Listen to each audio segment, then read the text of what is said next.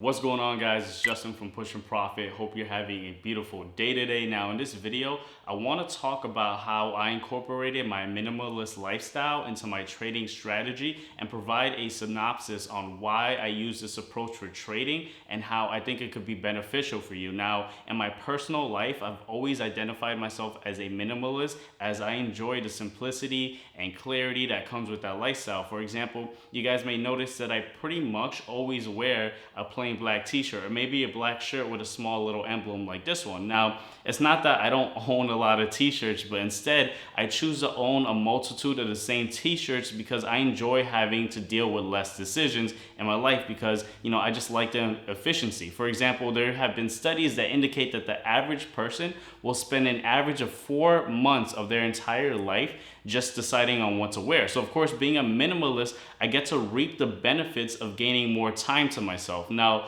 I'm aware that being a minimalist in your everyday life isn't a choice for everyone, but I want to talk about why you might want to incorporate minimalism into your trading and just break down flaws I see with trading and solutions that minimalism in trading can provide. So one of the ways that I believe incorporating minimalism into your trading can help benefit you is by simply decluttering the mess you have on your screen. So oftentimes when people get into trading, they have this idea that having more indicators equals more chances of a successful trade. And it's actually to the contrary. And based on my experience and experience of a lot of traders, I spoke to a lot of people on this, and everyone has come to this conclusion that that's not necessarily true. And the reason is because one, you have just too much on your screen. You can't even focus on the price action, right? And I believe that your main priority should be the price action, looking at the raw data, looking at the candles, and then looking at a few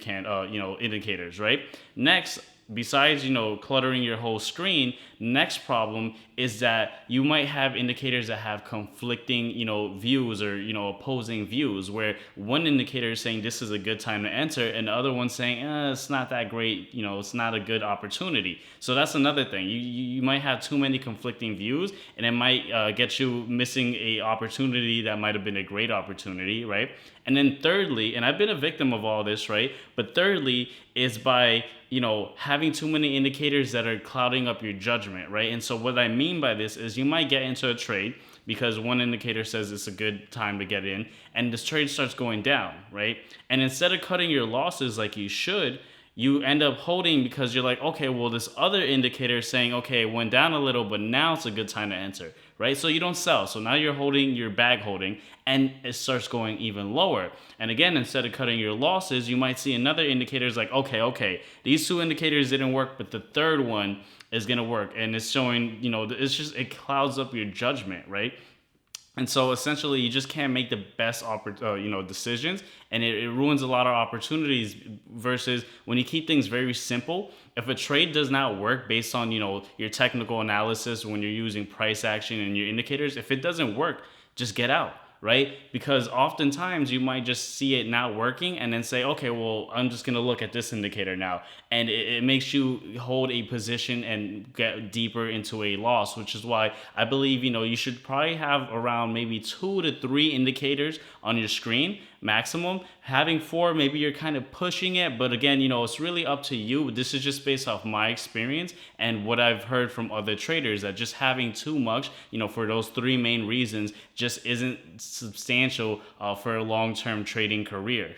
Alrighty, so I wanted to go onto the laptop because I wanted to give you guys some visual representations on more examples on how having too much on your screen can just make things more difficult, and how you might want to consider incorporating minimalism into your trading. For example, sometimes having too many support lines, too many resistance lines, or too many trend lines can make things so much more complex, and in reality, it could be very simple, right? So let's go ahead and take a look into this example over here. We're looking at ticker symbol CPNG, and right here we have a chart, right, for the 1 minute chart, and it looks complicated. We can't even see what's really going on with the trade because we just have all these trend lines all over the place, right? So in reality, what you're gonna want to do is just not, of course you're gonna want to label where your supports, your resistances are, but you don't want to overdo it, right? So let's go ahead and just clear the whole entire list in general, and you're gonna want to map out areas that you are find as key areas, and just keep it simple. Don't put too many support lines, don't put too many trend lines.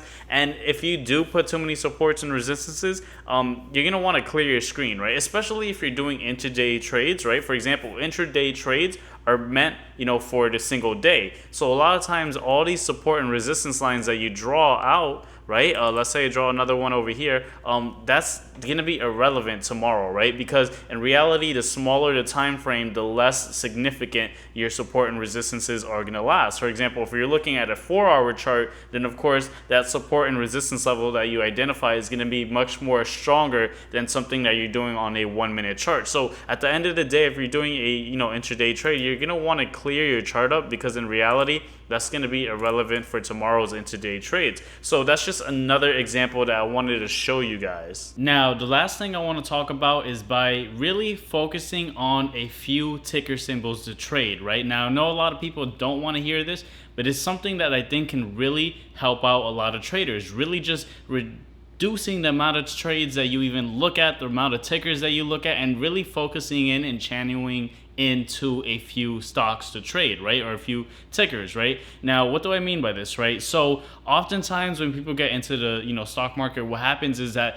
there's so much noise going on, right? There's people talking about buy this, buy this, buy that, and in reality, it kind of derails you from being able to become a better trader, because it's hard to focus on everything at once, right? And in reality, it's going to be a lot different to trade a ticker symbol like Tesla and Apple than a penny stock, right? They both require different strategies, and you just can't be running around trading all these different stocks without understanding, how they operate, how they work, what's the best way to, maneuver around them. So, a best practice that I recommend, and I mentioned this on the channel before, is to really just have a watch list of a set list of stocks that you want to trade, right? You can make a watch list on EV stocks, maybe just top 10 blue chip stocks, right?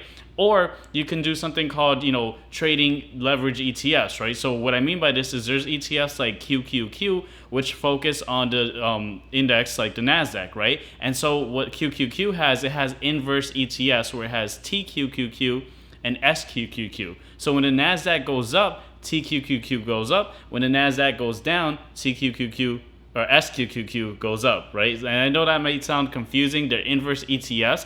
You could definitely check that out. Again, it's SQQQ. When the NASDAQ goes down, that's going to make you money. Or TQQQ, when the NASDAQ goes up, that's going to make you money. And by focusing on, trading these inverse ETFs, it really just gets you away from all the noise. And this way, any single day or every single day that the market's open, one of these is going to make you money. You just got to be on the right side of it. So that's another way, either, reducing the amount of stocks you look at and having a watch list, or by simply trading inverse ETFs such as the QQQs. So that's really just my suggestion. Now again, it's not something that you have to absolutely do. It's just something that I think works better for a lot of individuals, especially when they get started in the stock market, to really just, take everything out, cut all the excess out, and just really focus on a few things to trade. So hopefully this video does help you guys out. If you learned anything new or want to try out something and it does seem to work for you, definitely make sure to hit that like button. If you have any questions, make sure to leave them in the comment section below, because I try to answer every single question in the comment section below. And also consider checking out the links in the description below, because one of the links is going to be a link to my free Facebook group, and essentially it's a group that I'm building, or a community rather, that I'm building of individuals interested in trading in the stock market. Again, it's free. You guys could ask questions, engage, and talk with each other. And also check out the link for Webull, because if you sign up with that link, you'll be eligible to receive 2 free stocks valued up to $1,600. When I first signed up for Webull, I actually got a free share of Google worth $1,200 at the time. I even made a whole video about that on my channel. So you never know what free stocks you're gonna get, but whatever stock you do get, let me know in the comment section down below. With that being said, guys, my name is Justin from Push and Profit, and I hope you have a beautiful day, and I'll see you on the next episode.